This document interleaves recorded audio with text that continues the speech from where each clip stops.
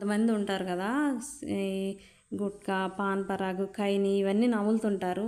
ఇది కూడా వాళ్ళు నమలటం వల్ల మనకు వచ్చే ప్రాబ్లం ఏం లేదు. ఇవి నమిలి వాళ్ళు చేసే పని ఏంటంటే కనీసం సైడ్కి బండి ఆపరు, లేదా కొంచెం బెండ్ కూడా అవ్వరు కిందకి. అలా స్ట్రైట్గా కూర్చొని మొహం కొంచెం పక్కకి తిప్పి, అంటే ఎటు పక్కకి అనేది వాళ్ళకి ఆ టైంలో ఇంక ఎటు పక్కకి తిప్పాలనిపిస్తే అటు పక్కకి తిప్పుతారనమాట. ఇంకా మొహం ఒక పక్కకి తిప్పేసి ఉమ్ముతూ ఉంటారు. వెనక బళ్ళ వాళ్ళ మీద పడిద్దేమో అన్న ఇంత కూడా ఇంగిత జ్ఞానం ఉండదు వాళ్ళకి. వాళ్ళు ఏం మనుషులరా బాబు అనిపిస్తుంది అసలు నాకైతే.